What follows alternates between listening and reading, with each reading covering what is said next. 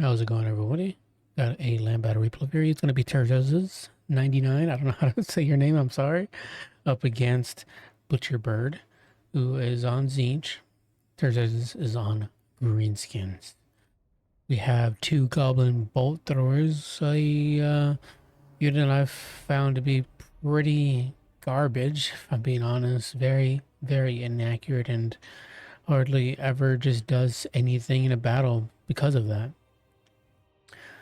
I heard that originally that they got their accuracy nerfed, or something like that on day one release. I'm not sure. I don't know too much about it. But either way, they're bad, and I don't like them.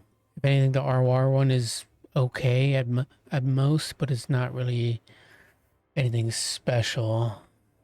Obviously, it is nice to have an anti-large artillery piece for the orcs, but I do for the greenskins, excuse me. But I do kind of just like to use the goblin thrower. I can't think of the name right now. And I think that's pretty good. But oh, Doom Diver Catapult. There we go. I think that's pretty good. Doesn't have a bonus versus large, but I think it is extremely well against SEs. But anyways, let's go on to the rest of the build. We have a Night Goblin War Boss, no surprise there, with Fermented Fungi and Normentor Sword. And for the rest of the army, it's a whole bunch of goblins up front. A lot of goblins. We got some Forest Goblin Spider Rider Archers, the Death Creepers, and some Orc Boar Biggins on both flanks, including the Bracken Tusk mob. We also have another Forest Goblin Spider Rider Archer and some Night Goblin Squig Hoppers in the back. For the range, we have the Ruglud's Armored Orcs, a Dogs of War ROR unit we got here. Pretty cool unit. They remind me a lot of Orcs from Lord of the Rings. I like them a lot. They have bronze shields, which is pretty nice. They also have a pretty heavy amount of armor, 70 for an archer unit, of course, especially on the greenskin side. And they also have 160 range and pretty decent missile strength. Yeah, not bad. I like them.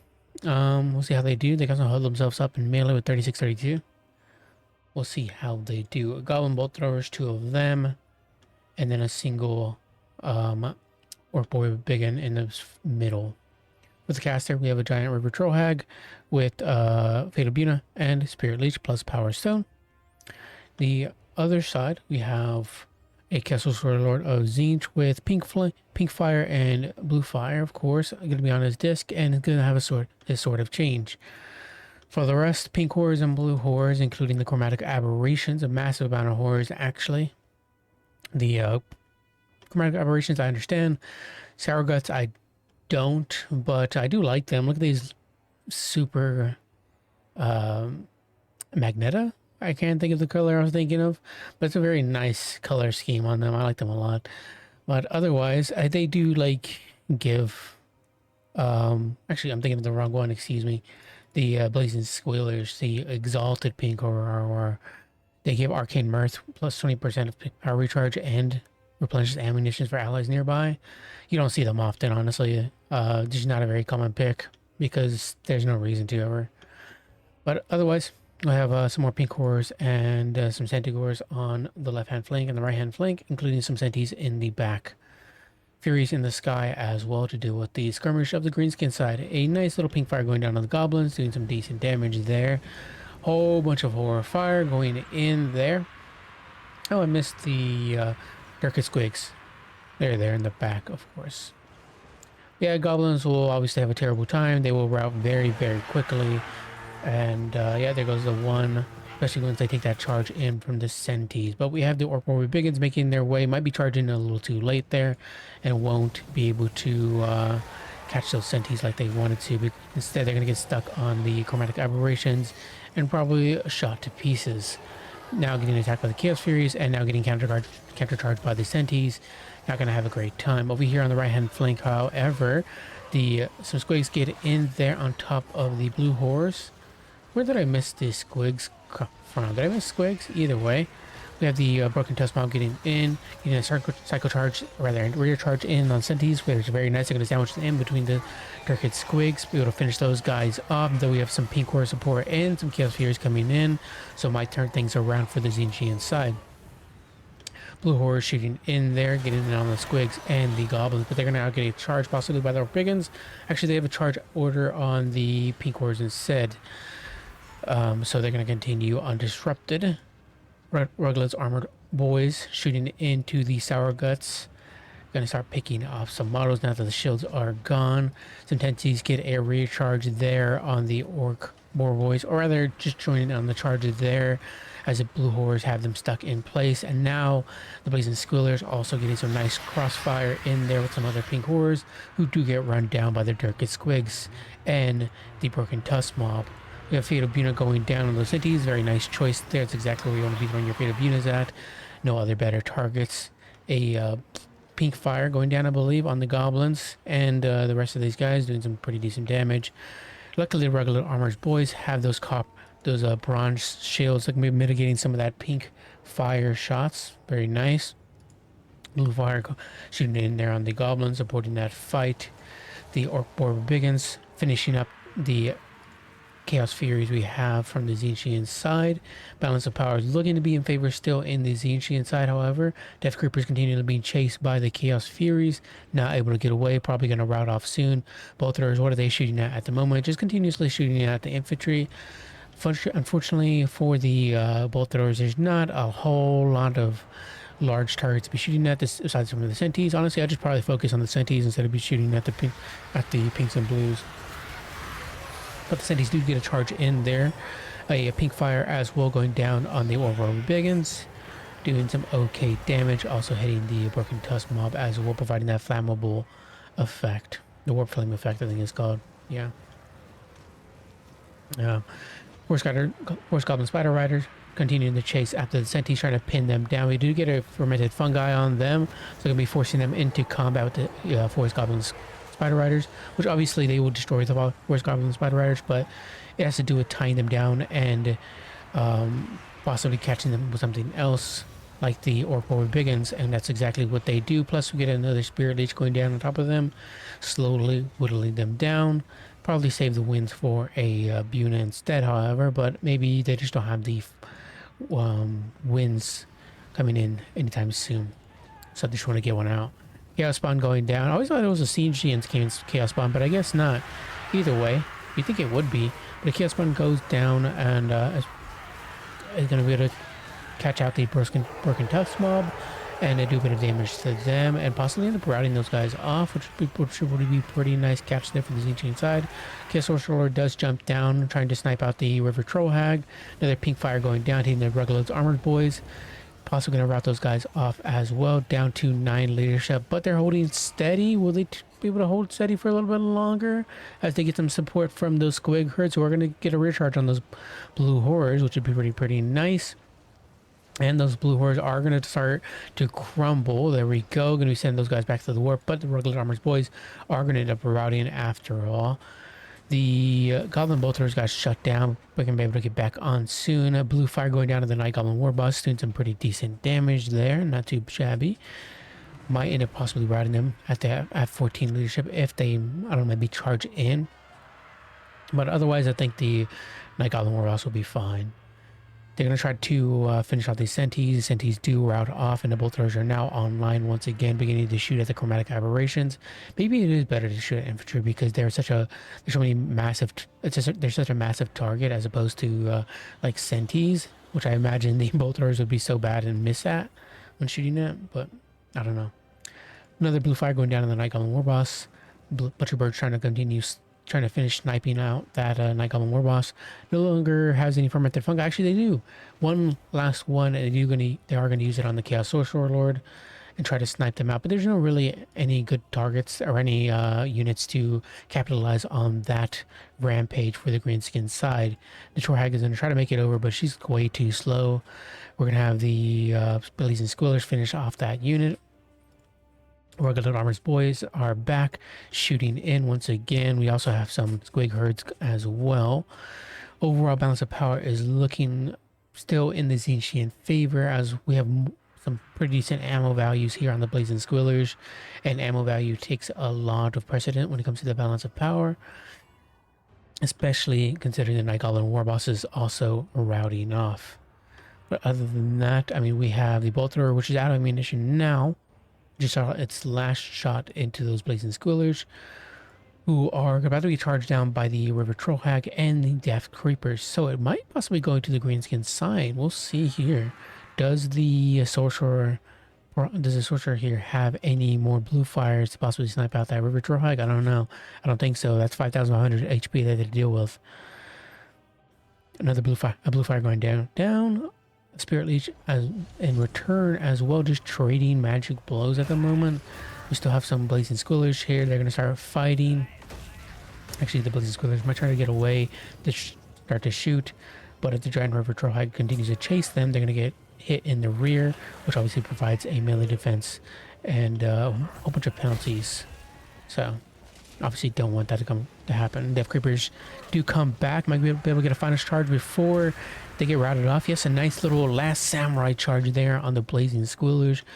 Able to disrupt those guys quite a bit, even do a bit of damage before they end up routing off. Where's their little icon? I don't know. I think it's because they're shattered. They're now shattered, and the Blazing Squillers are still up, however, 10 leadership. Spirit Leech going down on the Sorcerer Lord. Can the Greenskins clutch it? I'm not sure. The River Trollhag is wavering. 7 leadership. Up to 24 for somewhere? What the hell? Winning current combat plus 8?